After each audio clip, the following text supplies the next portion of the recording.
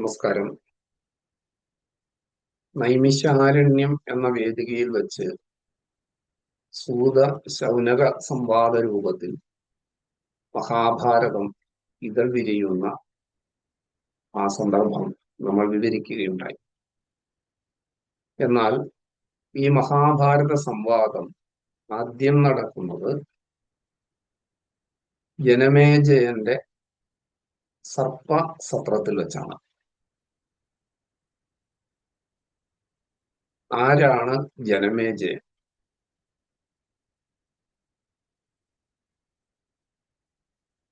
കുരുക്ഷേത്ര യുദ്ധഭൂമിയിൽ കൗരവ പക്ഷം പാണ്ഡവരാൽ നിഹനിക്കപ്പെടുന്നു. പാണ്ഡവരുടെ പത്നിയായ ദ്രൗപദിയുടെ 5 മക്കളെ അശ്വത്ഥാമാവ് അപായപ്പെടുത്തുന്നു. ഭീമപുത്രനായ ഖരോൽക്കനും അർജുനപുത്രനായ അഭിമന്യുവും മഹാഭാരത യുദ്ധത്തിൽ കൊല്ലപ്പെടുന്നു. ആ വംശത്തിന്റെ തുടർച്ച പിന്നെ എങ്ങനെയാണ് സംഭവിച്ചത്? അർജുനപുത്രനായ അഭിമന്യുവിന്റെ പത്നി ഉത്തരയുടെ ഗർഭത്തിൽ സ്ഥിതി ചെയ്ത ഗർഭസ്ഥ ശിശു, ആ ശിശുവിനെയും അശ്വത്ഥാമാവ് അപായപ്പെടുത്താൻ ശ്രമിച്ചുവെങ്കിലും ശ്രീകൃഷ്ണ ഭഗവാൻ ആ കുഞ്ഞിനെ രക്ഷിക്കും. ഭൂജാതനായ ആ ശിശു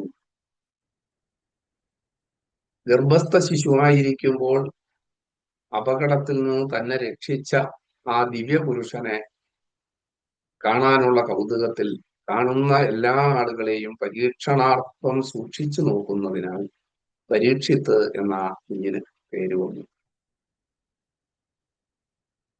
ഈ പരീക്ഷിത്ത് പിൽക്കാലത്ത് രാജാവായി മാറുന്നു. പരീക്ഷത്തിനെ ഭരണാധികാരം ഏൽപ്പിച്ചിട്ടാണ് യുധിഷ്ഠിരാദികള് വാനപ്രസ്ഥത്തിന് പുറപ്പെടുന്നത്, സ്വർഗാരോഹണത്തിന് പുറപ്പെടുന്നത്. ഒരിക്കൽ നായാട്ടിന് പോയ പരീക്ഷിത്ത് മഹാരാജാവ് ഒരു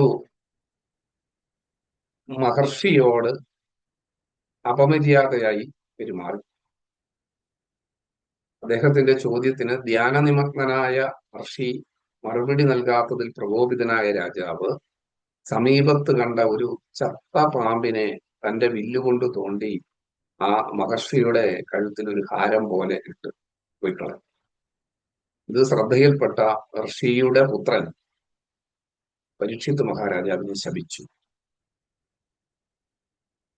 ചത്ത പാമ്പിനെ തന്റെ പിതാവിന്റെ കഴുത്തിൽ അണിയിച്ച് അദ്ദേഹത്തെ അപമാനിച്ച പരീക്ഷിത്ത് മഹാരാജാവ് 7 ദിവസം കൊണ്ട് 7 ദിവസത്തിനുള്ളിൽ തക്ഷകൻ എന്ന പാമ്പിന്റെ ദംശനമേറ്റ് മരണപ്പെടട്ടെ എന്നതായിരുന്നു മുനികുമാരന്റെ ശാപം.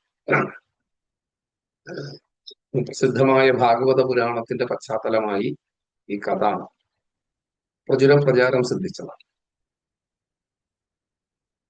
ഇപ്രകാരം ഈ ശാപവൃത്താന്തമറിഞ്ഞ് പ്രയോഗവേശത്തിലേക്ക് പ്രവേശിച്ച പരീക്ഷിത്ത് മഹാരാജാവ് ദേഹവിയോഗം സംഭവിച്ചതിന് ശേഷം പരീക്ഷത്തിന്റെ പുത്രനായ ജനമേജയനാണ് പരമാധികാരി. അപ്പോൾ പാണ്ഡവരിൽ മധ്യമനായ അർജുനന്റെ പുത്രനായ അഭിമന്യുവിന്റെ പുത്രനായ പരീക്ഷത്തിന്റെ പുത്രനാണ് ജനമേജയൻ.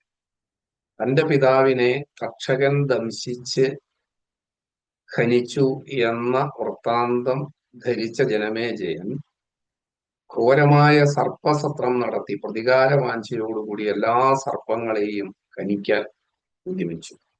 ഹോമാഗ്നിയിലേക്ക് സർപ്പങ്ങളെ ആവാഹിച്ചു വരുത്തി സർപ്പവംശത്തെ തന്നെ മുടിക്കാൻ ഉദ്യമിച്ചുകൊണ്ടുള്ള ഘോരമായ ഒരു സർപ്പസത്രത്തിന് ജനമേജയൻ ഉദ്യമിച്ചു. ആ സർപ്പസത്രത്തിന്റെ വേളയിലാണ് വ്യാസഭഗവാൻ ശിഷ്യരോടൊപ്പം അവിടെ ആഗതനാകുന്നത്.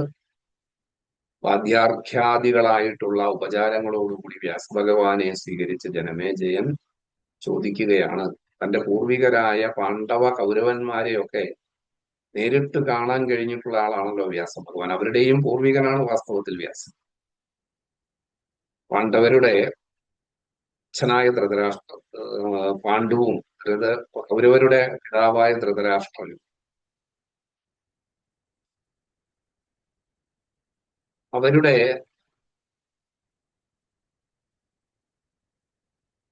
പിതാവ്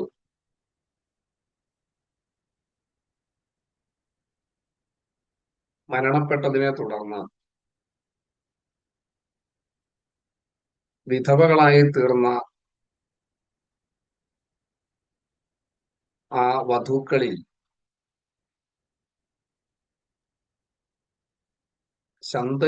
അവരുടെ പൂർവികനായ ശന്തനുവിന്റെ പത്നിയും വ്യാസന്റെ മാതാവുമായ സത്യവതി മാതാവിന്റെ നിർദ്ദേശാനുസാരണം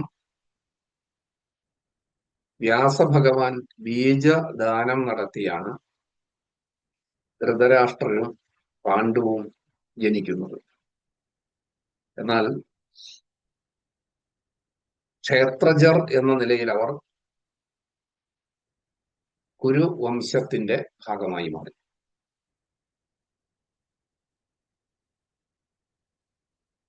അങ്ങനെയുള്ള വ്യാസഭഗവാൻ പാണ്ഡവരെയും കൗരവരെയും എല്ലാം നേരിൽ കണ്ടിട്ടുള്ളവരാണല്ലോ. എന്തുകൊണ്ടാണ് പാണ്ഡവരും കൗരവരും ഇത്ര ഘോരമായ ഒരു സംഘർഷത്തിൽ ഏർപ്പെടാൻ ഇടയായത് എന്നത് തുടങ്ങിയ നിരവധി സംശയങ്ങൾ ജനമേജയൻ വ്യാസഭഗവാനോട് ചോദിക്കുക.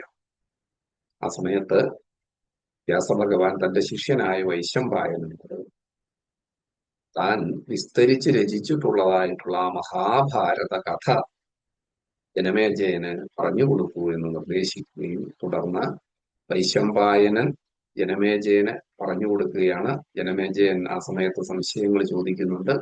ചോദ്യോത്തര രൂപത്തില് വൈശമ്പായന ജനമേജയ സംവാദ രൂപത്തിൽ മഹാഭാരതം അവതരിപ്പിക്കുകയാണ്.